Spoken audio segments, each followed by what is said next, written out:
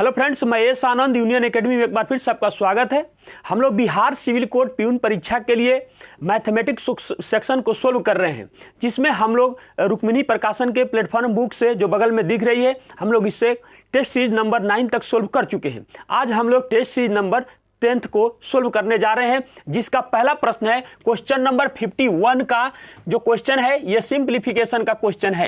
ये क्वेश्चन हमको दिया हुआ है, हम चाहेंगे तो इसको एक ही लाइन में आप लोग भी के साथ भी सोल्व कर सकते हैं, या अगर आप चाहें तो एक बार क्वेश्चन को हम लोग यहाँ पर लिख देते हैं। उसके बाद में यहाँ लिखा हुआ है 20, उसके बाद में 15 - 6 प्लस उसके बाद में है 24 - 18, उसके बाद में क्वेश्च बंद है। सबसे पहले हम जानते हैं कि सबसे पहले छोटा क्वेश्च की क्रिया किया जाता है। जब हम इसकी क्रिया करेंगे यहाँ पे, तो यहाँ पर इसका क्रिया करेंगे तो 6 बन जाएगा, और यहाँ पर इसकी क्रिया करेंगे तो ये 9 हो जाएगा। दोनों एक साथ ऐड हो जाएगा। जब दोनों एक साथ ऐड हो जाएगा तो कितना हो जाएगा 180 भाग 20। कोई चिन्ह आ गई है, इसका मतलब यहाँ पर गुना का चिन्ह है, इसका मतलब ये दोनों जुड़ जाएगा तो कितना हो जाएगा 15। उसके बाद में पहले भाग की क्रिया करते हैं। जब इससे आप एक ही बार में यहीं से काट दीजिए, कितना बार में कटेगा 9 बार में कट जाएगा। तो 9 गुना 15 कर देंगे तो क्या हो जाएगा 135। 15 × 9 135, और जिस ऑप्शन में 135 है वही हमारा ऑप्शन हो जाएगा। ऑप्शन नंबर सी हमारा आंसर हो जाएगा।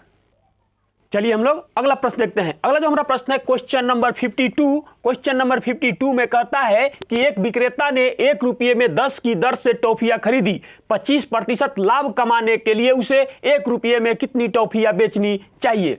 ध्यान दीजिएगा, सीपी दिया हुआ है। सीपी जो दिया हुआ है, बार बार हम कहते हैं कि ऊपर जो लिखेंगे रुपया लिखेंगे, नीचे लिखेंगे जो वस्तु होगा वो चाहे कुछ भी हो, यही चीज ये दिया हुआ है। हमसे पूछ रहा है कि एसपी के बारे में कितनी बेचनी चाहिए। हम लिख सकते हैं कि 100% बराबर 1/10। तो हमसे क्वेश्चन में पूछा जा रहा है, ये सीपी हो जाएगा हमारा, और ये 125% बन जाएगा, यानी कि 1/10 गुना हो जाएगा 125 और बट्टा में चला जाएगा 100। ये आ गया। अब इसको काट दीजिए, ये कटेगा कितना बार में 5 बार में, और ये कटेगा हमारा कितना 4 बार में, फिर 5 से ये कटेगा कितना 2 बार में, अर्थात 1 रुपया ऊपर गया, नीचे कितना संख्या बच रहा 8, अर्थात 1 रुपया में उसको कितनी टॉफियां बेचनी पड़ेगी 8। और इस तरीके से इस प्रश्न का जो हमारा आंसर होगा ऑप्शन नंबर डी हमारा आंसर हो जाएगा।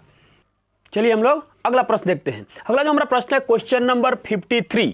क्वेश्चन नंबर 53 में कहता है एक रेलगाड़ी 5 घंटे में 240 किलोमीटर प्रति घंटा की चाल से एक निश्चित दूरी तय करती है। यदि किसी हवाई जहाज को 45 मिनट में समान दूरी तय करनी हो तो उसे किस चाल से यात्रा करनी चाहिए। ध्यान दीजिएगा, क्वेश्चन में कुछ नहीं है, कहता है कि दूरी इक्वल टू दूरी, यानी कि डिस्टेंस इक्वल टू डिस्टेंस। अब हम जानते हैं कि दूरी बराबर चाल गुने समय होता है, अर्थात यह जो रेलगाड़ी है 5 घंटे में 240 किलोमीटर प्रति घंटा की चाल से जो दूरी तय करेगी वह 45 मिनट। तो सबसे पहले मिनट को क्या करेंगे 60 से भाग देके घंटा में कन्वर्ट करेंगे, और पता नहीं कि इसका चाल हवाई जहाज का किलोमीटर प्रति घंटा में क्या है। अब ध्यान देने वाली बात यह है, यहाँ से इसको हम काट देंगे, 5 से काटेंगे तो कितना बार में कटेगा 9 × 5 = 45। उसके बाद में यहाँ से अगर हम इसको 3 कट करते हैं, और ये तो ये हो जाएगा 20 × 3 = 60। उसके बाद ये फिर 3 से कट जाएगा तो कितना हो जाएगा 80 बार में ये कट रहा है 80 हो जाएगा, अर्थात x बराबर 80 × 20, अर्थात 8 दूना 16, 1600 किलोमीटर प्रति घंटा का इसका स्पीड होगा, अर्थात ऑप्शन नंबर ए हमारा आंसर हो जाएगा। चलिए हम लोग अगला प्रश्न देखते हैं। अगला जो हमारा प्रश्न है क्वेश्चन नंबर 54। ये भी सिंप्लीफिकेशन का ही क्वेश्चन है और बहुत आसान क्वेश्चन है। एक बार क्वेश्चन को हम फिर से नीचे लिख दे रहे हैं, -6 + 6 × 6 कोष्ठ बंद भाग है, फिर 2 + 5 है। ध्यान दीजिएगा, बहुत ही आसानी से हम लोग जानते हैं कि सबसे पहले ब्रैकेट का क्रिया करते हैं, तो क्या हो जाएगा इसको जोड़ेंगे तो 5 और 2 7 हो जाएगा। उसके बाद फिर पहले गुना की क्रिया करेंगे, ब्रैकेट में है तो ये हो जाएगा 36, और ये एक साथ जुड़ जाएगा, अर्थात 15 - 6 + 36 भाग, और उसके बाद में ये हो जाएगा हमारा 7, ऐसे ही लिख दिए। उसके बाद में फिर इसको जोड़िए, माइनस ये जोड़ेंगे तो कितना हो जाएगा 42 और भाग हो जाएगा 7। अब बताइए इसमें कुछ है, इससे भाग देंगे तो कितना बार में कटेगा 6 बार में कट जाएगा। या आपको नहीं समझ में आ रहा था आप ऐसे लिख भी सकते हैं, तो इससे यही ना होगा कि ये स्टेप बढ़ जाता है। 15 माइनस 6 बराबर 9, यही हमारा आंसर हो जाएगा। अर्थात ऑप्शन नंबर सी हमारा आंसर हो जाएगा। चलिए हम लोग अगला प्रश्न देखते हैं। अगला जो हमारा प्रश्न है क्वेश्चन नंबर 55। क्वेश्चन नंबर 55 में है, कहता है कि एक समचतुर्भुज का परिमाप 68 cm है और इसके एक विकर्ण की लंबाई 16 cm है। समचतुर्भुज का क्षेत्रफल ज्ञात कीजिए। ध्यान दीजिएगा, मान लिए कि यह एक समचतुर्भुज है। परिमाप मतलब भुजाओं सब क्या है, ये बराबर होता है। तो परिमाप मतलब क्या हो जाएगा, 4a बराबर कितना हो जाएगा 68। तो ये इससे ये कट जाएगा। जब इससे ये कटेगा तो कितना बार में कट जाएगा, ये 17 बार में कट जाएगा। 17 चौका 68 हो जाएगा। इसका एक पता चल गया। उसके बाद में D1 कह सकते हैं इसको, डायगोनल। यह दिया हुआ है 16। अब हमको D2 अगर निकाल लेंगे तो इसका एरिया निकल जाएगा। आप जानते हैं कि यह होता है, यानी कि ए मतलब भुजा बराबर √D1/2 का स्क्वायर प्लस D2/2 का स्क्वायर होता है। अब इसको मान यहाँ पे हम रखेंगे, 17 यहाँ रखेंगे और देखिए इस रूट को इस साइड भेजेंगे तो डायरेक्ट इसका स्क्वायर बना देते हैं। उसके बाद यहाँ D1 हमारा दिया हुआ है तो क्या हो जाएगा, यहाँ पर 16/2 लिख ही देते हैं, उसका स्क्वायर कर देंगे और प्लस में फिर यहाँ पर D2/2 का स्क्वायर कर देंगे। जब आप इसका स्क्वायर कीजिएगा तो कितना आ जाएगा, 7 7 49, या अगर आपको याद है तो 289 आता है, 289। और ये देखिए भाग दे देंगे पहले तो 8 हो जाएगा, 8 का स्क्वायर करेंगे तो क्या बचेगा, यहाँ 64 हो जाएगा और प्लस में D2/2 का स्क्वायर जो कहते हो रहने देंगे। अब ध्यान देने वाली बात ये इस साइड आके घट जाएगा, तो घट जाएगा तो हमें प्राप्त होगा D2/2 का होल स्क्वायर बराबर, जब इसको लाके इधर घटाएंगे तो क्या हो जाएगा 5। उसके बाद में यहाँ क्या हो जाएगा 2 और यहाँ भी हो जाएगा 2। उसके बाद आप देखिए ये इस साइड आएगा तो क्या हो जाएगा D2/2 बराबर √225, अर्थात D2 बराबर, देखिए इसका वर्गमूल निकालेंगे तो क्या कितना हो जाएगा 15 और ये इधर जाके गुना हो जाएगा तो क्या हो जाएगा 2, अर्थात कितना आ गया 30 cm इसकी लंबाई आ गया। अब ध्यान देने वाली बात ये है, हमसे पूछा गया है कि समचतुर्भुज का क्षेत्रफल इक्वल टू, हम जानते हैं कि 1/2 इंटू पहला विकर्ण गुने दूसरा विकर्ण होता है, तो 1/2 इंटू पहला विकर्ण 16 दिया हुआ है और दूसरा विकर्ण हमारा कितना प्राप्त हुआ है 30 प्राप्त हुआ है। अर्थात इसको अब मल्टीप्लाई कर देंगे, इससे ये कट जाएगा तो कितना बार में कटेगा 8 बार में कटेगा, तो 8 3 का 24, 240 cm स्क्वायर हमारा आंसर हो जाएगा। अर्थात ऑप्शन नंबर ए हमारा आंसर हो जाएगा। चलिए हम लोग अगला प्रश्न देखते हैं। अगला जो हमारा प्रश्न है क्वेश्चन नंबर 56 है। क्वेश्चन नंबर 56 कहता है यदि a अनुपात b बराबर √7 इंटू √3 है तो 3a + 2b अनुपात 3a - 2b का मान इनमें से किसके बराबर होगा, और ऑप्शन हमारे सामने दिया हुआ है। ध्यान दीजिएगा, इसको सोल्व करने के लिए हम क्या करेंगे, इसको लिख सकते हैं a/b बराबर √7/√3 हो जाएगा। उसके बाद हमारे क्वेश्चन में जो पूछा जा रहा है हमसे, वो हमसे पूछा जा रहा है कि 3a + 2b बट्टा 3a - 2b का मान आपको बताना है। अब देखिएगा इसमें करेंगे क्या, देखिए इसमें 3 है तो ये इसमें भी हम 3 से गुना कर देंगे और यहाँ पर 2 है तो इसमें भी 2 से गुना कर देंगे। उसके बाद इसमें करेंगे क्या कि इसमें भी हम 3 से गुना कर देंगे। अर्थात कहने का मेरा मतलब है कि ये हो जाएगा 3a बट्टा 2b बराबर 3 इंटू √7/2√3, ऐसा रूप ले लेगा। उसके बाद आप एक नियम जानते हैं जो कंपोनेंडो एंड डिविडेंडो का होता है, योगांतर अनुपात, योग और अंतर वाला अनुपात। तो क्या करेंगे, यहाँ लिखेंगे 3a प्लस, ये जाके उसमें जुटता है, योग होगा पहले, उसके बाद में 3a - 2b के रूप ले लिया। देखिए अब ये चीज इसमें रूप में आ गया। दूसरा भी तरीका है इसको बनाने का, लेकिन वो ज्यादा कैलकुलेटिव होगा। फिर करेंगे क्या, 3 इंटू √7 और उसके बाद में प्लस 2√3 और बट्टा फिर से हो जाएगा 3 √7 - 2√3 का ये रूप ले लेगा। अब ध्यान देने वाली एक बात इसमें है कि ये किसी ऑप्शन से ये मैच नहीं कर रहा है। और एक चीज़ हमको देखने में दिख रहा है कि √3 कहीं नहीं है, √3 कहीं नहीं है। इसका मतलब अब इसका कैलकुलेशन करेंगे, इसको सिंप्लीफाई करने के लिए क्या करेंगे कि √3 और बटा √3 से मल्टीप्लाई कर देंगे। जब हम इसको मल्टीप्लाई करेंगे तो यहाँ आएंगे तो क्या हो जाएगा, 3 रूट में 21 प्लस 2 और 3 कितना हो जाएगा, 3 और 3 हो जाएगा हमारे पास 3, या सॉरी हम चाहेंगे तो यहाँ से ऐसे नहीं करेंगे, सॉरी इसको हम कॉमन ले सकते हैं। यहाँ पर अभी हमको दिखा कि दोनों में से कॉमन लेंगे, जैसे ही हम कॉमन लेंगे तो √3 और यहाँ हमारा बच जाएगा 3√7, क्योंकि जब हम गुना करेंगे तो और कैलकुलेटिव हो जाएगा, तो बड़ा मान प्राप्त करके क्या करेंगे, फिर से घटाना फिर से जोड़ना, और फिर हो जाएगा यहाँ पर +2 और बट्टा में हो जाएगा √3। उसके बाद में यहाँ हो जाएगा, जब √3 ले लिए तो यहाँ √3 ना होगा, सॉरी √3, और यहाँ भी हो जाएगा √3 इंटू, यहाँ भी इंटू रहेगा और रूट में 7 और माइनस हो जाएगा 2। देखिए इससे ये कट जाएगा, जब ये कट गया अब इसको सजा के लिखेंगे तो क्या लिखेंगे, 2 प्लस और रूट में रूट से गुना हो जाएगा, तो रूट में हमें कितना प्राप्त होगा 21 और बट्टा ये माइनस वाला पहले आ जाएगा और हो जाएगा प्लस में √21, और यही हमारा जिस ऑप्शन में आंसर होगा वो हमारा आंसर हो जाएगा। अर्थात option number -2 plus option number B हमारा आंसर हो जाएगा। चलिए हम लोग अगला प्रश्न देखते हैं। अगला जो हमारा प्रश्न है क्वेश्चन नंबर 57। क्वेश्चन नंबर 57 में कहता है कि 27 और 81 का लघुत्तम समापवर्त यानी कि एलसीएम और एचसीएफ ज्ञात कीजिए। देखिए ये तो साफ साफ अगर चाहे तो इसी यहीं से डायरेक्ट दिख रहा है, और नहीं तो आप चाहे तो इसको तोड़ भी सकते हैं। तो तोड़ेंगे तो क्या लिखेंगे, 27 उसके बाद में क्या हो जाएगा 3 3 3 और भी फिर 3 हो जाएगा। तो अगर आप चाहते हैं कि इस तरीके से लिखे तो आप लिख सकते हैं एलसीएम।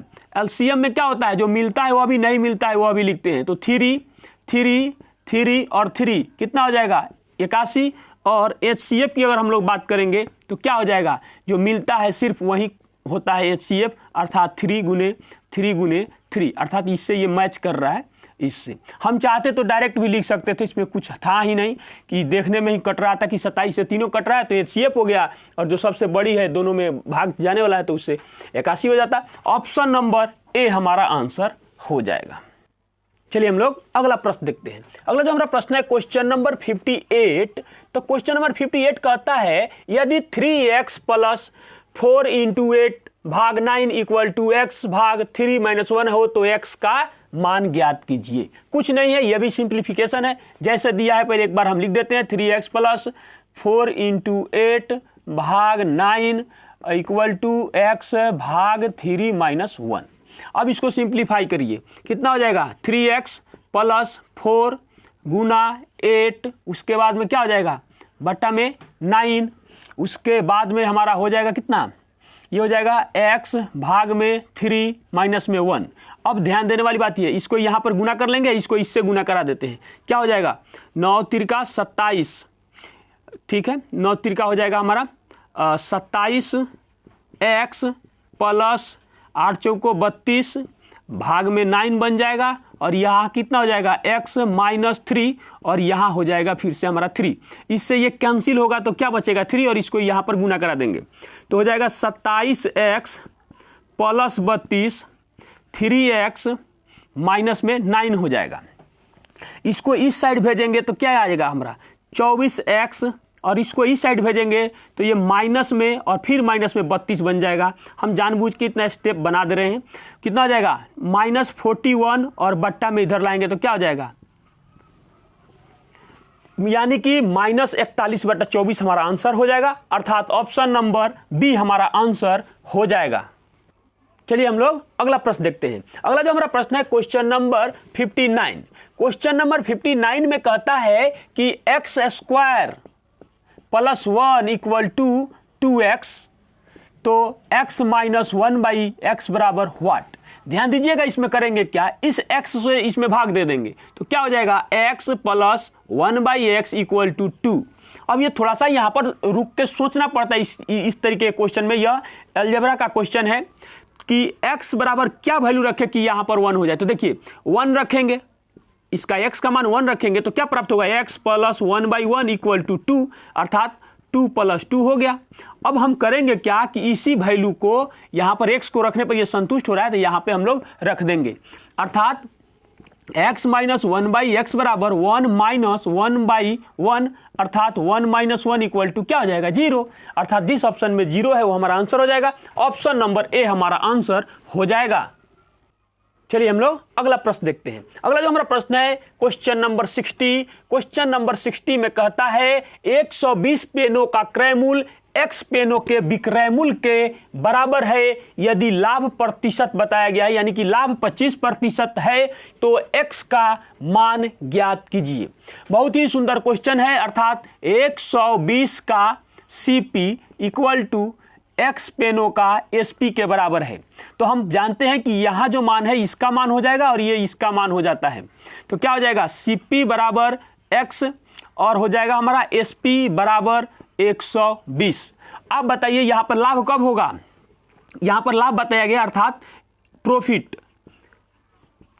लाभ बराबर हमारा हो जाएगा 120 माइनस में x, इतना का हमको लाभ हुआ है। अब इसको प्रतिशत लाभ में बदलना है तो क्या करेंगे, हम जानते हैं कि लाभ बटा क्रय मूल्य, तो क्या हो जाएगा, लाभ जो हुआ है हमारा 120 माइनस x बट्टा में x CP और गुना 100% इक्वल टू 25% के बराबर ये चीज होनी चाहिए। इससे काटिए 25 बार में कट जाएगा, 25 चौका, ये जाएगा इस साइड में तो क्या हो जाएगा 120 minus 4x equal to x, अब ये जाएगा इस साइड तो क्या हो जाएगा 5x इक्वल टू 120, ठीक है, ये जाएगा इधर और ये जाएगा इस साइड में 120। अब ये इससे इसमें भाग देंगे तो क्या आ जाएगा हमारे पास x बराबर, हमें x बराबर प्राप्त हो जाएगा, सॉरी इसमें गुना नहीं हुआ है, ओहो सॉरी, ये हो जाएगा इसमें भी तो 4 होगा ना, और यहाँ ये हो जाएगा 4।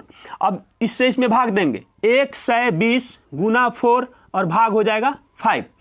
अब इसको काटिए 5 दूना 10, उसके बाद में 24 और गुना बच जाएगा 4, अर्थात 24 चौका कितना होता है 96, अर्थात वह x का जो मान है कितना है 96, अर्थात ऑप्शन नंबर डी हमारा आंसर हो जाएगा। चलिए हम लोग अगला प्रश्न देखते हैं। अगला जो हमारा प्रश्न है क्वेश्चन नंबर 61। क्वेश्चन नंबर 61 में कहता है एक बहुभुज के आंतरिक कोणों की मापों का योग 3240 डिग्री है, बहुभुज में भुजाओं की संख्या ज्ञात कीजिए। तो इसके लिए एक फार्मूला होता है कि बहुभुज के आंतरिक कोणों का योग बराबर एक फार्मूला होता है n-2 इंटू 180, अर्थात यहाँ n जो है भुजाओं की संख्या है, तो इसका योग दिया हुआ है हमारे पास, कितना दिया हुआ है तो यहाँ पुट कर देंगे 3240 और n माइनस, यहाँ डिग्री नहीं लिख रहे हैं, और गुना 180 हो जाएगा। देखिए इससे ये कैंसिल हो जाएगा। उसके बाद में ये देखेंगे कि 18 से कितना बार में कट रहा है, 18 एकम 18 और दिख रहा है 18 144 में ये कट रहा है, अर्थात n बराबर क्या हो जाएगा, ये इस साइड आएगा तो क्या हो जाएगा 18 प्लस में 2, अर्थात यानी कि भुजाओं की संख्या कितनी हो जाएगी 20। फार्मूला अगर याद है तो बहुत आसानी से बन जाएगा, अर्थात ऑप्शन नंबर बी हमारा आंसर हो जाएगा। चलिए हम लोग अगला प्रश्न देखते हैं। अगला जो हमारा प्रश्न है क्वेश्चन नंबर 62, बहुत ही आसान क्वेश्चन है, ये LCM HCF का क्वेश्चन है। कहता है कि वह छोटी से छोटी संख्या ज्ञात कीजिए जिसमें 25 जोड़ने पर, माने उस संख्या में जोड़ा जाए, 25 जोड़ने पर प्राप्त संख्या 25, 36 और 40 से पूर्णतः विभाज्य हो। देखिएगा इस क्वेश्चन में किया क्या जाता है, जो भी मान पहले दिया हुआ है उसका हम लोग LCM निकालते हैं, इतना का लस्सा लिख देते हैं, लघुत्तम समापवर्तक यानी कि LCM। तो सबसे पहले बड़ी संख्या को तोड़ते हैं, जितना तेजी में आप तोड़ सके आप इसको तोड़ सकते हैं। तो देखिए 40 हो गया, इसमें 36 बनाने के लिए आपको क्या करना होगा, 9 चौका 36, 3 गुने 3 करना पड़ेगा, और 25 बनाने के लिए इसमें आपको क्या करना होगा, एक और 5 से आपको गुना कर देना पड़ेगा। अब देखिए इसको हम लोग मल्टीप्लाई करेंगे तो क्या आता है, 3 तिहाई 9 और 9 दूना 18, और ये हो जाएगा कितना 1800। कैसे कि 5 दूना 10 तो 1 जीरो, और फिर 5 दूना 10 बना दिए तो 1 जीरो, ताकि इससे हमारा कैलकुलेशन आसान हो गया। अब 1800 में से 25 को अगर हम घटा देंगे तो बच जाएगा 1775, जो किसी ऑप्शन से मैच ही नहीं कर रहा है। तो इसमें करेंगे क्या, हम एक स्टेप इसका यहाँ पर 1 से मल्टीप्लाई है ना, तो इसमें हम क्या करेंगे 1800 में डबल से मल्टीप्लाई करके उसके नज़दीक जाएंगे तो क्या हो जाएगा 3600 वह संख्या है जो 25, 36 और 40 से पूर्णतः विभाज्य है। लेकिन बोला गया 25 जोड़ने पर, तो इसमें से 25 कम कर देंगे फिर जोड़ेंगे तो ये 3600 पर आ जाएगा। इसलिए पहले इसमें से हम लोग 25 घटा देंगे तो प्राप्त होगा 3500, कितना 3575, 3575। और यही वो छोटी से छोटी संख्या है जो 25, 36, 40 से पूर्णतः विभाज्य है और इसमें 25 जोड़ने पर विभाज्य है, अर्थात ऑप्शन नंबर बी हमारा आंसर हो जाएगा। चलिए हम लोग अगला प्रश्न देखते हैं। अगला जो हमारा प्रश्न है क्वेश्चन नंबर 63। क्वेश्चन नंबर 63 में कहता है यदि एक बेलन की त्रिज्या 5 cm है और इसकी ऊर्ध्वाधर ऊंचाई 172 cm है तो आयतन क्या होगा। मान लिए कि यह एक बेलन है, मान लिए कि यह एक बेलन है जिसकी यहां से यहां तक त्रिज्या आर के बारे में हमको बताया गया है कि यह 5 cm है और ऊर्ध्वाधर ऊंचाई का मतलब ये एच के बारे में बताया गया है, जो एच का मान कितना दिया हुआ है 172 cm दिया हुआ है। इसका आयतन पूछा जा रहा है। तो हम जानते हैं कि बेलन का आयतन बराबर पाई आर स्क्वायर एच होता है, और पाई ऑप्शन में दिया हुआ है इसलिए हम इसका मान नहीं रखेंगे, पाई का पाई ही रहने देंगे। और क्या करेंगे 5 का स्क्वायर करेंगे और गुना 172 दिया हुआ है कर देंगे। इसका मतलब हो जाएगा, देखिए ये हो गया हमारा 172 गुना 25 और गुना पाई कर दिए। देखिए इसको आधा करेंगे तो कितना हो जाएगा, ये हो जाएगा हमारा 8 और उसके बाद में 6 86, और फिर इसका भी आधा कर दीजिए या 2 से भाग दीजिए, कितना आ जाएगा 43। अर्थात इसमें जब 4 से भाग देंगे ना, ऊपर भी 4 से गुना कर दिए, इसमें 4 से भाग दे दिए तो इसका मल्टीप्लाई हमारा निकल गया। तो ये अर्थात ये कितना आ जाएगा 4300 पाई cm क्यू, और यही हमारा आंसर हो जाएगा और ऑप्शन नंबर ए हमारा आंसर हो जाएगा। चलिए हम लोग अगला प्रश्न देखते हैं। अगला जो हमारा प्रश्न है क्वेश्चन नंबर 64। क्वेश्चन नंबर 64 में कहता है एक वर्गाकार मैदान का क्षेत्रफल 7200 मीटर स्क्वायर है। 4 किलोमीटर प्रति घंटा की नियत चाल से चल रही एक साइकिल द्वारा इस मैदान को विकर्णतः पार करने में कितना समय लगेगा। अब ध्यान देने वाली बात यह है कि एक वर्गाकार मैदान है और यह इसका विकर्ण है और ये इस सभी की भुजाएं हैं। हम जानते हैं कि वर्ग का भुजा जो होता है सब समान होता है और विकर्ण बराबर होता है √2a होता है, यानी कि इस कोना से इस कोना इससे पार भी करना है। इसको कितना समय लगेगा ये निकालना है। अब ध्यान देने वाली बात यह है कि पहले इसकी भुजा हम निकालेंगे। तो भुजा निकालेंगे तो हम जानते हैं कि वर्ग की भुजा बराबर √अंडर क्षेत्रफल होता है। तो यहाँ पर कितना रखेंगे 7200 रख देंगे। अब इसका वर्गमूल निकालेंगे, इसका वर्गमूल निकालेंगे तो कितना होगा हमको 36 दूना 72, यानी कि 3 3 2 2, उसके बाद फिर 2 आएगा और 8 9 72 हो गया और फिर इसके बदले में 100 होगा। चाहते तो एक ही बार में हम लिख देते हैं। देखिए उसके बाद अब इसमें से क्या निकालेंगे, इसके बदले में 3 निकालेंगे, इसके बदले में 2 बाहर आएगा, फिर इसके बदले में 2 बाहर आएगा और इसके बदले में 5 बाहर आएगा और रूट में 2 रह जाएगा। 10 और कितना हो जाएगा 6, 60 √2 हो जाएगा। ये भुजा का मान आ गया, ए का मान आ गया। अब यहाँ पर थोड़ा सा सोचने वाली बात है, हमको विकर्ण की निकालना है। विकर्णतः लिख देते हैं, विकर्णतः दूरी बराबर √2a। ए मतलब क्या हो जाएगा 60 √2, अर्थात 120 मीटर में बदल जाएगा। देखिए ये दोनों का मान रखेंगे तो 2 हो जाएगा और 60 से गुना करेंगे तो 120 मीटर हो गया। अब हमको ये दूरी पता चल गया और हम जानते हैं कि दूरी बराबर चाल गुना समय होता है। तो दूरी हमको दिया हुआ है 120 मीटर में दिया हुआ है, चाल हमको दिया हुआ है 4 किलोमीटर प्रति घंटा की चाल है और इसको 5/18 से गुना कर देंगे तो ये मीटर प्रति सेकंड में बदल गया और समय तो हमें ज्ञात ही करना है। अब ध्यान दीजिएगा 20 हो गया यहाँ से, तो 20 से कितना बार में ये कट जाएगा, 6 बार में कट जाएगा, एक ही बार में हमने काट दिया। अब ये हो जाएगा हमारे पास समय बराबर 6 गुने 18। गुना नहीं किए, क्यों नहीं किए कि ये सेकेंड में हमें प्राप्त हुआ है। अब इसको 60 से भाग दे देंगे तो यह मिनट में बदल जाएगा, क्योंकि हमारा टोटल ऑप्शन मिनट में है। अब इससे इसको जब आप काटिएगा तो कितना बार में कटेगा, 10 बार में कटेगा। उसके बाद में यह 9 बार में कट जाएगा और फिर यह 5 बार में। अर्थात समय जो लग रहा है, समय बराबर 9/5 मिनट का समय लग रहा है। अर्थात ऑप्शन नंबर डी हमारा आंसर हो जाएगा। चलिए हम लोग अगला प्रश्न देखते हैं। अगला जो हमारा प्रश्न है क्वेश्चन नंबर 65।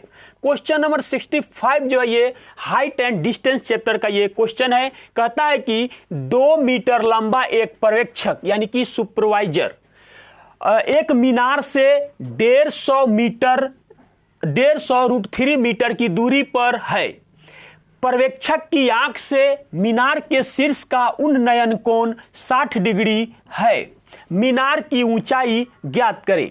तो ध्यान दीजिएगा, मान लिए कि एक 2 मीटर का कोई व्यक्ति है, मान लिए यहां से, और क्या बोला कि 2 मीटर लंबा एक मीनार से उस कितना दूरी पर है।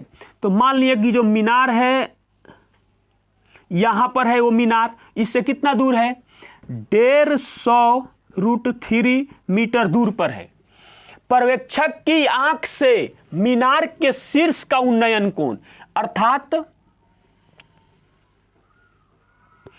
अब सोचने वाली बात यहां से है, अब यहां पर उसका आंख है और यहां से वो इसके शीर्ष को देख रहा है, तो इसका उन्नयन कोण यहां पर जो बन रहा है यह 60 डिग्री बन रहा है। तो क्वेश्चन में पूछा गया है कि मीनार की ऊंचाई अर्थात यहां से यहां तक का मान क्या होगा, h बराबर व्हाट, ये हमसे पूछा जा रहा है। इधर बगल में लिख देते हैं। अब देखिएगा यहां से, तो यहां पर भी तो ये 2 मीटर में कट गया, 2 मीटर हो जाएगा मीनार।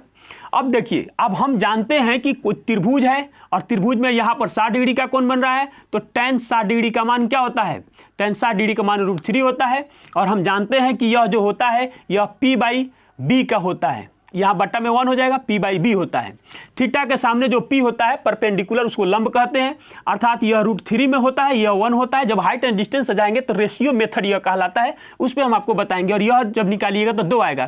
कैसे कि 3 का स्क्वायर, तो 3 और 1 इसका वर्गमूल निकालिएगा तो 2 हो जाएगा। इसका मतलब ये हो गया, इसमें आप चाहे तो अनुपातिक मान भी लगा सकते हैं कि √3x, इसको कह देंगे 2x और इसको कह देंगे हम यहां पर x। यही तो दूरी यहां पर भी है, अर्थात x बराबर 150√3 मीटर। तो हमसे पूछ रहा है कि इतना पहले क्या होगा, तो हो जाएगा ये कितना, √3x बराबर कुछ नहीं है, सॉरी बार बार हमसे 0 लिखा जा रहा है, 150√3 और गुना में √3 मीटर, इतना कर देंगे।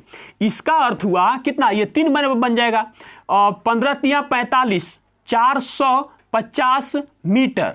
अब देखिए हमसे पूछ क्या रहा है, मीनार की ऊंचाई, तो यहां भी तो 2 छूट रहा है, तो यहां पर अब लिख दे रहे हैं मीनार की ऊंचाई = 450 मीटर प्लस में 2 मीटर, अर्थात 452 मीटर मीनार की ऊंचाई हमारा आंसर हो जाएगा। और इस प्रश्न का जो हमारा आंसर होगा ऑप्शन नंबर बी हमारा आंसर हो जाएगा। चलिए हम लोग अगला प्रश्न देखते हैं। अगला जो हमारा प्रश्न है क्वेश्चन नंबर 66। क्वेश्चन नंबर 66 में कहता है एक बंदर गोलाकार खंबे जो 21 मीटर ऊंचा है पर 1 मिनट में 6 मीटर चढ़ सकता है, लेकिन अगले 1 मिनट में 3 मीटर फिसल जाता है। बंदर को खंबे की चोटी पर पहुंचने में कितना समय लगेगा। तो मान लिए कि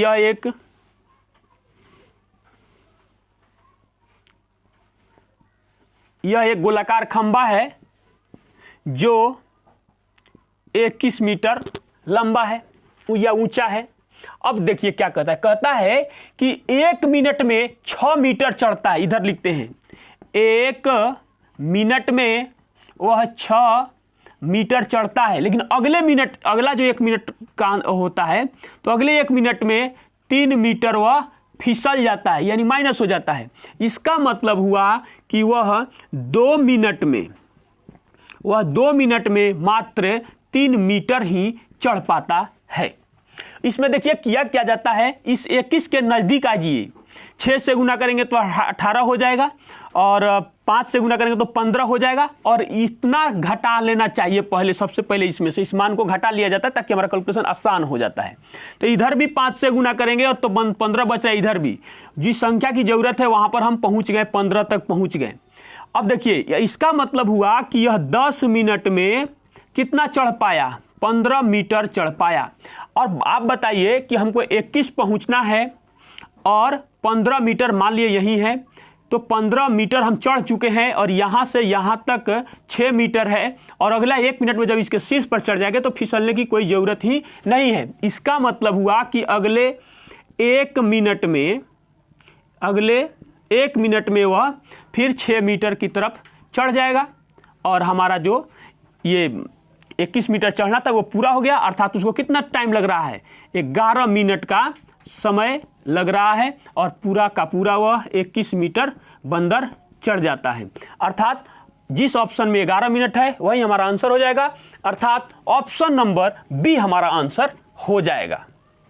चलिए हम लोग अगला प्रश्न देखते हैं। अगला जो हमारा प्रश्न है क्वेश्चन नंबर 67। क्वेश्चन नंबर 67 में कहा गया है कि 1 + cos 2a बट्टा 1 - cos 2a का मान ज्ञात कीजिए, जहां a अशून्य है और ऑप्शन हमारे पास दिया हुआ है। ये कुछ नहीं है इसमें, लेकिन यह एक फार्मूला है और अगर यह फार्मूला आपको याद है तो यह बन पाएगा और नहीं याद है अगर तो आपसे नहीं बन पाएगा। इसमें ध्यान दीजिएगा।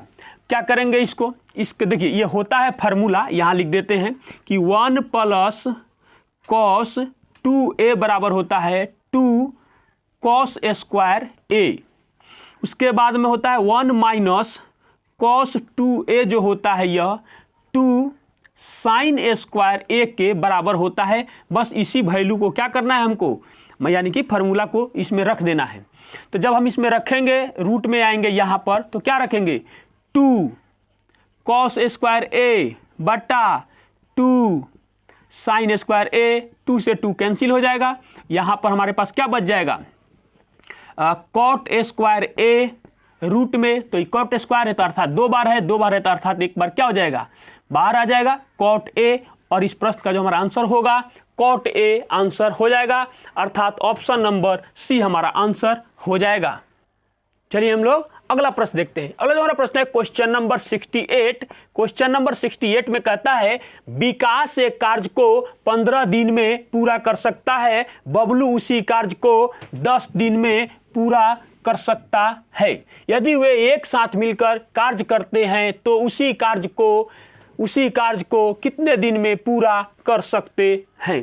क्वेश्चन में कुछ नहीं है, हम बार बार बताते हैं आपको कि देखिए विकास किसी कार्य को तो पहले विकास और ऊपर हमेशा लिखेंगे, जो टाइम लिखेंगे नीचे इफिशियंसी को हम लेके आएंगे। तो कितना 15 दिनों में पूरा करता है। उसके बाद में 20 से बबलू हो जाएगा, बबलू 10 दिनों में पूरा करता है। तो देखिए अगर आपकी इच्छा हो कि तो इन दोनों का एलसीएम लेके, तो आप दोनों का एलसीएम लीजिए, कितना आएगा 30 आएगा, लिख भी सकते हैं और फिर उसमें इससे भाग दीजिए। या मेरा मानना है कि इस मान को यहाँ, इस मान को यहाँ रख दीजिए तो आपका इफिशियंसी निकल जाएगा। दोनों में कॉमन है 5 तो गायब कर दिए, तो 5 से जब इसको काटेंगे तो क्या बचेगा 2, तो यहाँ रख दीजिए और 5 से इसको काटेंगे तो क्या आ जाएगा 3। देख लीजिए आप 15 दूना 30 और 10 तिहाई 30। अब ध्यान दीजिएगा, कहता है कि बबलू और विकास मिलकर इस काम को कितने दिनों में पूरा करेगा, तो दोनों के इफिशियंसी को मिलाएंगे तो क्या हो जाएगा 5। अब देखिए यहाँ 30 मतलब कि यहाँ 30 तो 5 में हम कितना से गुना कर दे कि अभी 30 बन जाए, तो 6 × 5 = 30। कार्य कितने दिनों में पूरा कर लेंगे 6 दिनों में, और यही हमारा आंसर हो जाएगा। ऑप्शन नंबर ए हमारा आंसर हो जाएगा। चलिए हम लोग अगला प्रश्न देखते हैं। अगला जो हमारा प्रश्न है क्वेश्चन नंबर 69। क्वेश्चन नंबर 69 में कहता है कि 19 कलमों का क्रय मूल्य 16 कलमों के विक्रय मूल्य के बराबर है, प्रतिशत लाभ ज्ञात कीजिए। ऐसा क्वेश्चन हम लोग कई बार कई प्रैक्टिस सेट में बना चुके। अर्थात 19 कलमों का सीपी 16 कलमों के एसपी के बराबर है। तो सीपी का मान ये वाला हो जाएगा और एसपी का मान ये हो जाएगा। सीपी मतलब मान लिया कि 16 रुपया, रुपया में कन्वर्ट कर दिए इसको, और एसपी हो जाएगा हमारा 19 रुपया। तो कितना का इसको लाभ हुआ? 3 रुपया का। अर्थात लाभ प्रतिशत बराबर 3 बटा, लाभ हमेशा जब तक कहा ना जाए क्रय मूल्य पर ही होता है, तो 16 गुना में हो जाएगा 100%। अर्थात 4 से काटेंगे तो ये 25 हो जाएगा, और ये इसको काटेंगे तो ये 4 हो जाएगा, अर्थात 75/4% हो जाएगा। इसका मतलब हो जाएगा 18 चौका 72 और 3 75, अर्थात 18.3/4%, अर्थात ऑप्शन नंबर ए हमारा आंसर हो जाएगा। चलिए हम लोग अगला प्रश्न देखते हैं। अगला जो हमारा प्रश्न है क्वेश्चन नंबर 70। क्वेश्चन नंबर 70 में कहता है स्थान x तथा स्थान y पर 2 ट्रेनें क्रमशः 32 किलोमीटर प्रति घंटा और 26 किलोमीटर प्रति घंटा की चाल से एक ही दिशा में चल रही है। यदि y से x की दूरी 42 किलोमीटर है और यदि वे y से परे किसी बिंदु z पर मिलते हैं तो y से z तक की दूरी कितनी है? यह क्वेश्चन बहुत अच्छा है, समझने वाला है। ये हो गया हमारा x और यहां से यहां तक मान लिए कि ये हो गया हमारा y, और यहां से यहां तक की दूरी को दिया हुआ है 42 किलोमीटर दिया हुआ है, और 2 ट्रेनें हैं जो एक स्थान से चलती है। यहां से इसकी जो चाल है 32 किलोमीटर प्रति घंटा है और इसकी जो चाल है ये 26 किलोमीटर प्रति घंटा चाल है। दोनों एक ही दिशा में चल रही है। तो मान लिए कि दोनों ट्रेन ये यहां से चलेगी और ये यहां से चलेगी, और वाई से परे कहीं यहां पर एक बिंदु जेड है जहां पर ये दोनों ट्रेन आकर आपस में मिलती है यहां पर। तो इसका मतलब हुआ कि अब हाँ ठीक है कि दोनों एक ही समय में चली हुई है, ये क्वेश्चन में है। उसके बाद में ये बोला गया है कि यहां से यहां तक की दूरी को हमको ज्ञात करना है। तो इसको दूरी को ज्ञात करना है तो मान लिया कि इन दोनों के बीच की जेड से वाई के बीच की दूरी या वाई से जेड के बीच की दूरी डी किलोमीटर है डिस्टेंस। तो हम क्या करेंगे, इसमें समय इक्वल टू समय कर देंगे, दोनों के समय को बराबर कर देंगे। और थोड़ा सा यहां समझने वाली बात है, हम जानते हैं कि समय बराबर दूरी बट्टा चाल होता है। तो देखिए यहां से जो ट्रेन चलेगी यह इतना कवर करेगी और फिर ये दोनों उसके बाद ये मिलेगी, अर्थात 42 प्लस डी बट्टा में 32 चाल बराबर सिर्फ, और यहां से जो ट्रेन खुलेगी ये चलेगी यहां से सिर्फ ये डी डिस्टेंस को ही तय करेगी। तो डी बट्टा कितना हो जाएगा, 26 के चाल से चल रही है तो 26 हो जाएगा। इसको काट दीजिए तो ये हो जाएगा हमारा 13, इसको काट देंगे तो ये हो जाएगा 16, ये जाएगा इधर तो क्या हो जाएगा 42 गुना 13 प्लस 13 डी, अर्थात 16 डी के बराबर हो जाएगा। ये इधर जाके घटेगा तो कितना हो जाएगा 3, अर्थात लिखेंगे कि 3D इक्वल टू 42 गुना 13। इससे पहले काटेंगे, इसे कट रहा है 14 तिया 42, अर्थात डी बराबर आ जाएगा हमारा 14 गुना 13, एक बार लिख ही देते हैं। तो डी का मान कितना हो जाएगा 13 चौका 52 का 2 हो जाएगा। उसके बाद में 13 और 5 कितना हो जाएगा 13 और 5 18 182, अर्थात मतलब ये जो ट्रेन जाके दोनों मिल रही है और उससे वाई से जेड के जो दूरी है वो कितना है 182 किलोमीटर है, अर्थात ऑप्शन नंबर सी हमारा आंसर हो जाएगा। चलिए हम लोग अगला प्रश्न देखते हैं। अगला जो हमारा प्रश्न है क्वेश्चन नंबर 71। क्वेश्चन नंबर 71 में कहता है यदि हम भिन्न के अंश को 50% और हर को 80% बढ़ाते हैं तो नया भिन्न मूल भिन्न का कितना होगा। कुछ नहीं है क्वेश्चन में, हम क्या करेंगे लिखेंगे मूल भिन्न। मान लिए मूल भिन्न कहा है तो मूल भिन्न बराबर x बटा y, ठीक है। अब देखिएगा नया भिन्न देखिए ये पहले से 100% है, उसमें बोल रहा है कि अंश में कितना परसेंट बढ़ा दिया गया 50% बढ़ा दिया गया, अर्थात यह जो है कितना हो जाएगा 100% पहले से था और 50% बढ़ा दिए तो 150% बट्टा इसमें कितना का वृद्धि किया गया 80% अर्थात 180 हो जाएगा। अब देखिए परसेंटेज और जीरो से ये गायब हो जाएगा, ये कटेगा तो 5 हो जाएगा और ये हो जाएगा तो 6 हो जाएगा। इसका मतलब हुआ कि x बट्टा y गुने 5/6 हो जाएगा। इसको ज्यों का त्यों मूल भिन्न इतना ही रहने देते हैं तो नया भिन्न मूल भिन्न का कितना हो गया 5/6 हो गया और यही हमारा आंसर हो जाएगा, अर्थात ऑप्शन नंबर बी हमारा आंसर हो जाएगा। चलिए हम लोग अगला प्रश्न देखते हैं। अगला जो हमारा प्रश्न है क्वेश्चन नंबर 72। क्वेश्चन नंबर 72 में कहता है कि 3 का पावर 45 - 1 और 3 का पावर 35 - 1 का महत्तम समापवर्तक यानी कि HCF ज्ञात कीजिए। तो क्या करेंगे इसमें, देखिए इसमें ऐसे में क्या किया जाता है 3 का पावर 45 - 1 कॉमा 3 का पावर 35 - 1 का HCF इक्वल टू क्या होगा। देखिए क्या किया जाता है इसमें, ऊपर जो पावर है इसका आप पहले HCF निकालिए तो कितना आएगा 5 आएगा, और ये 3 जो बेस में है ऊपर जैसे का तैसे इसमें रख दीजिए और दोनों में समान जितना माइनस है उतना माइनस इसमें हम लोग कर देते हैं, अर्थात इसका पावर यानी कि कितना हो जाएगा 243 और माइनस में 1 अर्थात 242 हमारा आंसर हो जाएगा, अर्थात ऑप्शन नंबर बी हमारा आंसर हो जाएगा। चलिए हम लोग अगला प्रश्न देखते हैं। अगला जो हमारा प्रश्न है क्वेश्चन नंबर 73।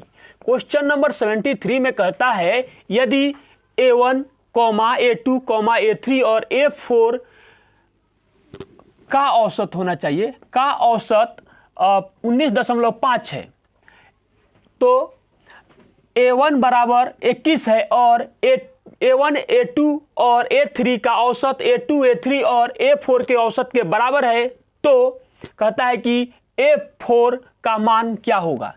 जैसे प्रश्न कहता है वैसे हम अब जल्दी लिखते हैं A1 plus A2 plus A3 plus A4, इसका औसत दिया हुआ है तो क्या करेंगे 19.5 और जितनी संख्या उससे गुना कर दी तो इसका योग निकल गया 76 और 2 कितना हो जाएगा 78 हो गया। अब फिर से सोचने वाली बात है A1 का मान दिया हुआ है 21 तो A2 plus A3 plus A4 बराबर 78, तो हो जाएगा A2 plus A3 plus A4 बराबर 78 माइनस 21, अर्थात ये हो जाएगा कितना हमारा 57, कितना हो जाएगा 57।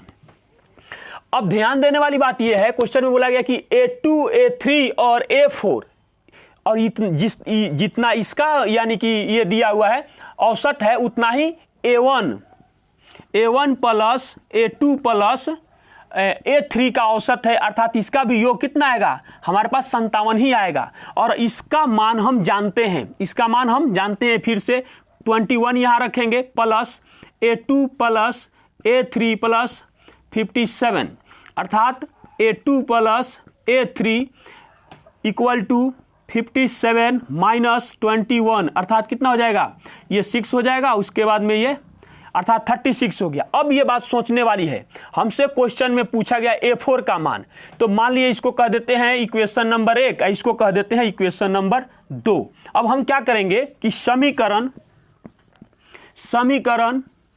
2 में से समीकरण 1 को घटा देंगे, घटाने पर क्या करेंगे इसमें लिखेंगे A2 plus A3 plus A4 minus कर देंगे क्या हम इसके मान को A2 प्लस A3 बराबर A4 का मान आ जाएगा, अर्थात कितना है 57 माइनस में 36 हो जाएगा। देखिए यहाँ पर जब ये घटेगा तो इसमें से ये दोनों कैंसिल हो जाएगा, तो क्या बचेगा A4 इक्वल टू इसको घटा देंगे तो क्या आएगा हमारे पास 21, अर्थात A4 का मान भी 21 आया, अर्थात ऑप्शन नंबर सी हमारा आंसर हो जाएगा। चलिए हम लोग अगला प्रश्न देखते हैं। अगला जो हमारा प्रश्न है क्वेश्चन नंबर 74। क्वेश्चन नंबर 74 कहता है आमिर और अली की आय का अनुपात 5:3 है और वे क्रमशः 9:5 के अनुपात में खर्च करते हैं। यदि आमिर 2600 रुपये की बचत करता है और अली 1800 रुपये की बचत करता है तो क्रमशः उनकी आय ज्ञात कीजिए, यानी कि आमिर और अली की आय ज्ञात करना है। तो हम जानते हैं आय माइनस, अगर हम बचत को बचत कर दें तो ये क्या निकल जाएगा, खर्च निकल जाएगा हमारा। इसी पैटर्न पर हम इसको सजा देंगे किसी भी तरीके से, या इसको यहाँ रखें इसको यहाँ रखें तब भी कोई बात नहीं है। अब ध्यान देने वाली बात है, ये है आमिर और एक है अली। तो आमिर की आय जो है कितना का है 5, और इसमें क्या कर अनुपातिक मान लगा देंगे और माइनस करेंगे और बट्टा, फिर करेंगे 3x माइनस। आमिर कितना बचत करता है 2600 रुपये की बचत करता है, 2600, और यह कितने की बचत करता है 1800 रुपये की बचत करता है। उसके बाद इनके खर्च का जो अनुपात है वह 9:5 हो जाता है। अब इसको इधर मल्टीप्लाई करेंगे, इसको इधर मल्टीप्लाई करेंगे, एक स्टेप इधर बढ़ा देते हैं यहीं पे, तो कितना हो जाएगा 25x हो जाएगा, 25x। उसके बाद में माइनस, यहाँ 0 का 0 हो जाएगा, फिर नहीं हटेगा 0, फिर 0 हो जाएगा, 6 5 कितना हो जाएगा 30 का 0 हो जाएगा। उसके नहीं, यहाँ नहीं हट रहा है, सॉरी, यहाँ रहने दीजिए, यहाँ मल्टीप्लाई कर देते हैं। ये कितना हो जाएगा 25x माइनस 0, फिर एक 0, उसके बाद में 6 5 30 का 0, 10 और 3 13, उसके बाद में इक्वल टू, इससे इसमें मल्टीप्लाई करेंगे, 9 3 का 27x माइनस 18 9 162 पे कितना आ जाएगा 00 आ जाएगा। ये इस साइड जाके घट जाएगा और ये इस साइड आएगा, तो कितना हो जाएगा 2x हो जाएगा। और यहाँ दिख रहा है कि 16,200 है और यहाँ पर 13,000 है, तो क्या आ जाएगा 3,200 हो जाएगा। अर्थात x बराबर क्या आएगा हमारे पास, कट जाएगा इससे, तो 1600 कितना आ गया 1600 x का मान आ गया। और इनका जो आय है, यहाँ हम लिख देते हैं, इनका जो आय है और इस आय का जो अनुपात है वह 5:3 है, अर्थात 5x और 3x है। तो इसमें यहाँ पर 1600 रखेंगे तो 16 5 कितना हो जाएगा 80, अर्थात 8000, और इसका जो है 16 3 48 यानी कि 4800, और यही हमारा आंसर हो जाएगा। अर्थात ऑप्शन नंबर सी हमारा आंसर हो जाएगा। चलिए हम लोग अगला प्रश्न देखते हैं। अगला जो हमारा प्रश्न है क्वेश्चन नंबर 75। क्वेश्चन नंबर 75 में कहता है यदि रूट में 45 प्लस रूट में 125 बराबर 17.88 है तो रूट में 180 प्लस रूट में 80 का मान कितना होगा। इसमें कहीं कुछ नहीं है, देखिए इसमें क्या करेंगे, 45 प्लस रूट में 125 बराबर 17.88, इसको कितना हम तोड़ सकते हैं 9 5 45, अर्थात 9 इसमें से बाहर का मतलब 3 हो जाएगा, 3 रूट 5 हो जाएगा, प्लस इसमें क्या हो जाएगा 25 5 125, अर्थात 25 का मतलब यहाँ पर 5 आ जाएगा और फिर यहाँ पर रूट में 5 हो जाएगा, 17.88 हो जाएगा। इसको दोनों को जोड़ देंगे तो 5 और 3 8 हो जाएगा, और इस 8 को लाके इधर भाग दे देंगे, लिख देते हैं 8 रूट 5 इक्वल टू 17.88, तो रूट में 5 बराबर 17.88 भाग 8 हो जाएगा। अब इसको तो हमने तोड़ दिया, अब इसको तोड़ेंगे तो हमें क्या प्राप्त होगा, रूट में 180 प्लस रूट में 80।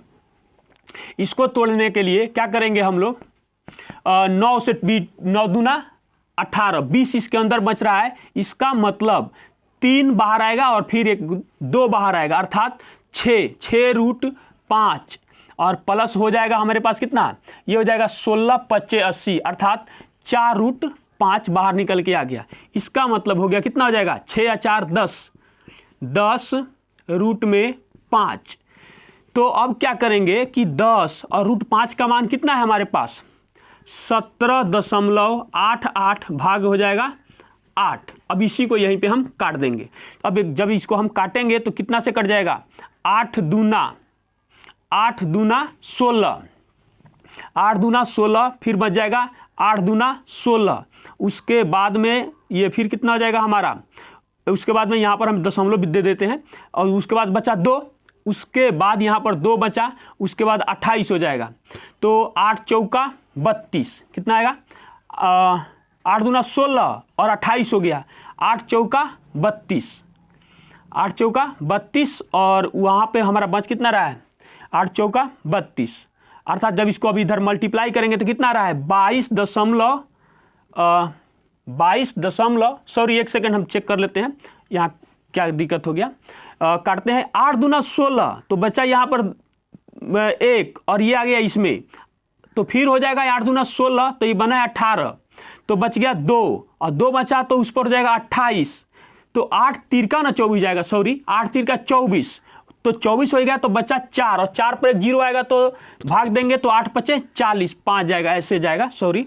अब ध्यान दीजिएगा थोड़ा सा, इसको जब हम मल्टीप्लाई करेंगे 10 गुना 2.235, तो ये कितना हो जाएगा 22.35 और यही हमारा आंसर हो जाएगा, अर्थात ऑप्शन नंबर सी हमारा आंसर हो जाएगा।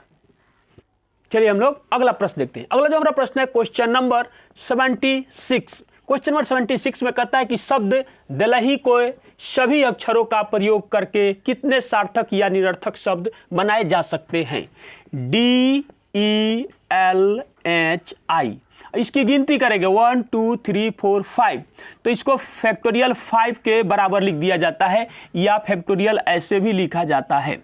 इसका अर्थ होता है कि ये जितना में फैक्टोरियल लगा रहता है, इसका अर्थ होता है कि 1 से लेकर वहां तक मल्टीप्लाई करना है। इसका अर्थ हुआ 1 2 3 4 और 5, यहां तक मल्टीप्लाई करेंगे तो कितना आएगा 120, अर्थात दिल्ली को 120 तरीकों से सजाया जा सकता है जो सार्थक या निरर्थक शब्द हो सकते हैं, अर्थात ऑप्शन नंबर सी हमारा आंसर हो जाएगा। चलिए हम लोग अगला प्रश्न देखते हैं। अगला जो हमारा प्रश्न है क्वेश्चन नंबर 77। क्वेश्चन नंबर 77 में कहता है निम्नलिखित में से कौन सी संख्या 11 से विभाज्य है। तो टेस्ट ऑफ डिविजिबिलिटी यानी कि विभाज्यता का नियम, तो विभाज्यता का नियम में 11 से विभाज्य कोई संख्या कब होती है। 11 से विभाज्यता का नियम है कि यदि किसी संख्या में उपस्थित विषम स्थानों पर उपस्थित अंकों का योग तथा सम स्थानों पर उपस्थित अंकों का योग का अंतर 0 या 11 हो या 11 का गुणज हो तो वह संख्या 11 से विभाज्य होती है। आइए हम लोग इसको चेक करते हैं ऑप्शन ए को। तो ऐसे चेक करेंगे, विषम स्थानों पर उपस्थित अंकों का योग और सम स्थानों पर उपस्थित अंकों का योग का अंतर।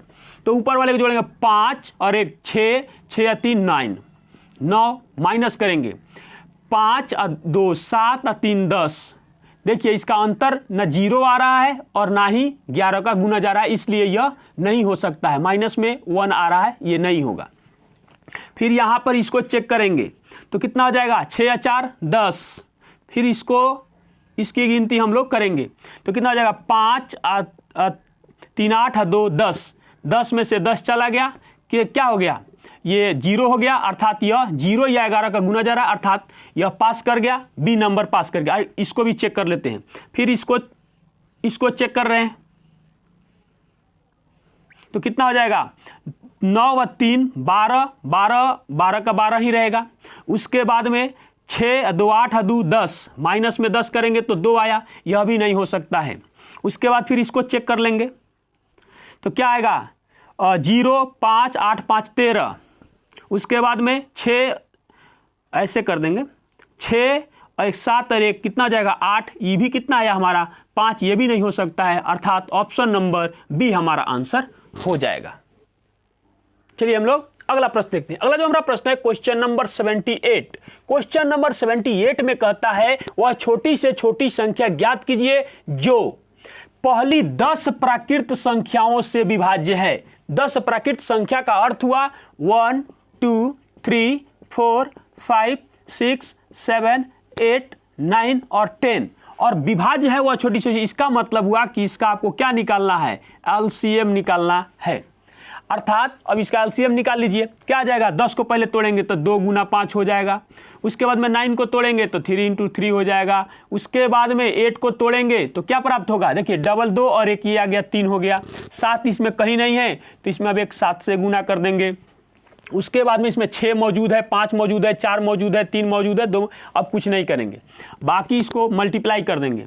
तो देखिए इसको मल्टीप्लाई नहीं करेंगे, इसको रहने देंगे, इसके बदले में 0 रख देंगे। यहाँ हो जाएगा हमारा कितना 3 तिहाई 9 और उसके बाद में 9 दूना 18, 18 दूना 36 और 36 में 7 से मल्टीप्लाई कर दीजिए।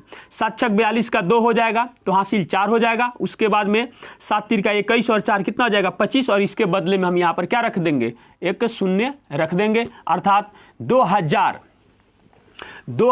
2520 जिस ऑप्शन में है वही हमारा आंसर हो जाएगा, अर्थात ऑप्शन नंबर ए हमारा आंसर हो जाएगा। चलिए हम लोग अगला प्रश्न देखते हैं। अगला जो हमारा प्रश्न है क्वेश्चन नंबर 79। क्वेश्चन नंबर 79 में कहता है कि 2 वर्ष के लिए समान ब्याज दर पर 15,000 रुपया की राशि पर प्राप्त चक्रवृद्धि ब्याज और साधारण ब्याज के बीच का अंतर 24 रुपया है, वार्षिक ब्याज दर कितनी है। तो ध्यान दीजिएगा, इसके लिए एक फॉर्मूला होता है 2 साल का R% दर से CI माइनस SI, ऐसे ही लिख देते हैं। CI मतलब कंपाउंड इंटरेस्ट का अंतर जो होता है यह P इंटू R/100 का स्क्वायर वाला फॉर्मूला होता है। बस इसी पे पुट कर दीजिए, इसी के सामने ही पुट कर दीजिए। इन दोनों का अंतर कितना दिया हुआ है, 24 दिया हुआ है, यहीं पे रख देंगे। P हमारे पास दिया हुआ है कितना, 15,000 दिया हुआ है। तो ये टोटल का स्क्वायर होता है, तो क्या करेंगे, गुना लिखेंगे, सिर्फ R का स्क्वायर कर दीजिए और बट्टा में 100 और फिर इसका स्क्वायर कर देंगे तो कितना हो गया, 100। अब देखिए 000 से यहाँ पर ये कैंसिल हो गया, इससे ये कटेगा तो ये 3 हो जाएगा, यहाँ कटेगा तो 2 हो जाएगा, फिर इससे जब ये कटेगा तो कितना हो जाएगा, 8 हो गया। अब देखिए R स्क्वायर बराबर 8 दूना 16, अर्थात R स्क्वायर बराबर 4 का स्क्वायर या वर्गमूल लेकर निकालिए, कितना हो जाएगा, 4 हो जाएगा, अर्थात R बराबर 4% आंसर हो जाएगा। ऑप्शन नंबर बी हमारा आंसर हो जाएगा। चलिए हम लोग अगला प्रश्न देखते हैं। अगला जो हमारा प्रश्न है क्वेश्चन नंबर 80। क्वेश्चन नंबर 80 में कहता है यदि किसी संख्या में 20% की वृद्धि की जाती है फिर इसमें 10% की कमी की जाती है, इसकी शुद्ध वृद्धि या कमी ज्ञात कीजिए। ध्यान दीजिएगा, इसके लिए A + B + AB बटा 100 का भी एक फार्मूला होता है, इसी को हम इसमें पुट कर देंगे, लास्ट में फाइनल में परसेंटेज लगा देंगे। तो क्या लिखेंगे, देखिए 20% एक बार वृद्धि हुआ है और एक बार 10% की कमी हुई है। तो अब यहाँ पर रखिए, तो क्या हो जाएगा, 20 माइनस 10 और यहाँ प्लस माइनस मिला के माइनस हो जाता है, माइनस 20 गुना 10 बट्टा में हो जाएगा 100 और जो भी रिजल्ट आएगा उतना की कमी या वृद्धि हो जाएगी। 00 से 00 कैंसिल हो गया तो कितना हो जाएगा, 20 माइनस में 12 अर्थात 8% की वृद्धि। प्लस में रिजल्ट आया, इसका मतलब वृद्धि, और निगेटिव में आता तो उतना की कमी हो जाती, अर्थात ऑप्शन नंबर ए हमारा आंसर हो जाएगा। चलिए हम लोग अगला प्रश्न देखते हैं। अगला जो हमारा प्रश्न है क्वेश्चन नंबर 81। क्वेश्चन नंबर 81 में कहता है कि 42, 63 और 140 का मस्सा ज्ञात करें। तो हम इसके लस्सा विधि से मस्सा ज्ञात करेंगे। पहले हमको विभाज्यता के नियम से दिख रहा है कि सब 7 से कट रहा है, तो 7 छक 42, 9 सत्ते 63 और 7 दूना 14, अर्थात अब ये नहीं कटने वाला है किसी भी, मतलब कोई ऐसी संख्या चाहिए जो तीनों को काटे। दोनों 3 से कट रहा है तो ये नहीं कटेगा, ये दोनों 2 से कट रहा है तो ये नहीं कटेगा, अर्थात मस्सा बराबर यहाँ पर जो दिया हुआ है यही मान हमारा आंसर हो गया। मस्सा बराबर 7 आंसर हो गया। ऑप्शन नंबर डी हमारा आंसर हो जाएगा। चलिए हम लोग अगला प्रश्न देखते हैं। अगला जो हमारा प्रश्न है क्वेश्चन नंबर 82। क्वेश्चन नंबर 82 यह सिंप्लीफिकेशन है। कहता है कि 2 का पावर 8 माइनस 1 बट्टा √2 इसका पावर है 12। इसको सिंप्लीफाई करेंगे तो देखिए 2 का पावर 8 का मतलब होता है कि 256 माइनस 1 बट्टा, अब इसको सिंप्लीफाई करेंगे तो 2 और रूट में है तो इसका मतलब हुआ 1/2 और इसका पावर है 12। तो देखिए जब मल्टीप्लाई करेंगे तो इसे कटेगा तो क्या हो जाएगा, ये 6 हो जाएगा और यह हो जाएगा 256 माइनस 1 और बट्टा 2 का पावर 6, ऐसे बन जाएगा। अर्थात इसमें से घटेगा तो कितना हो जाएगा, 255 और 2 के पावर 6 का अर्थ होता है 64, अर्थात जिस ऑप्शन में 255 बटा 64 है वही हमारा आंसर हो जाएगा, अर्थात ऑप्शन नंबर बी हमारा आंसर हो जाएगा। चलिए हम लोग अगला प्रश्न देखते हैं। अगला जो हमारा प्रश्न है क्वेश्चन नंबर 83। क्वेश्चन नंबर 83 में कहता है कि 8 का पावर 2/3 बराबर होगा। क्वेश्चन में कुछ नहीं है, इससे आसान कहीं कुछ हो सकता है क्या, कुछ नहीं हो सकता है। लिख सकते हैं कि 2 का पावर 3, उसके बाद में लिखेंगे 2/3। जब इसको 2 का पावर 3 गुने 2/3 से मल्टीप्लाई करेंगे तो इसे कैंसिल हो जाएगा, अर्थात 2 का पावर 2 जिसका अर्थ होता है 4 और ऑप्शन नंबर सी हमारा आंसर हो जाएगा। चलिए हम लोग अगला प्रश्न देखते हैं। अगला जो हमारा प्रश्न है क्वेश्चन नंबर 84। क्वेश्चन नंबर 84 में कहता है यदि A अनुपात B बराबर 2:4, B अनुपात C बराबर 4:5 और C अनुपात D बराबर 6:7 तो A अनुपात D का D बराबर होगा। देखिए इसको आप ऐसे सजा दीजिए 2:4, 4:5 और 6:7 और डायरेक्ट इसको मल्टीप्लाई कीजिएगा ना तो ये सीधा A का मान निकलेगा और यहाँ से सीधा D का मान निकल जाएगा। आप मल्टीप्लाई कीजिए, जब मल्टीप्लाई कीजिएगा तो कैसे लिखिएगा 2, 4, 6 अनुपात 4, 5, 7। इसलिए हमने मल्टीप्लाई नहीं किया क्योंकि यह कैंसिल हो जाएगा और यहाँ इसके सामने जो दिख रहा है यह A का मान है और इसके सामने जो है यह D का मान है, अर्थात A अनुपात D बराबर और भी कैंसिल नहीं होने वाला है 12:35। जिस ऑप्शन में 12:35 है हमारा आंसर जो ऑप्शन नंबर C हमारा आंसर हो जाएगा। और अगला जो 85 नंबर जो क्वेश्चन है वो बहुत ही आसान क्वेश्चन है, वो ग्राफ का क्वेश्चन है। थोड़ा सा उसको बनाने में समस्या हो रहा है लेकिन क्वेश्चन बहुत आसान है, इसलिए आप उसको सॉल्व कर लीजिएगा। आज के लिए बस इतना ही, मिलते हैं एक और बेहतर क्लास में, तब तक के लिए धन्यवाद।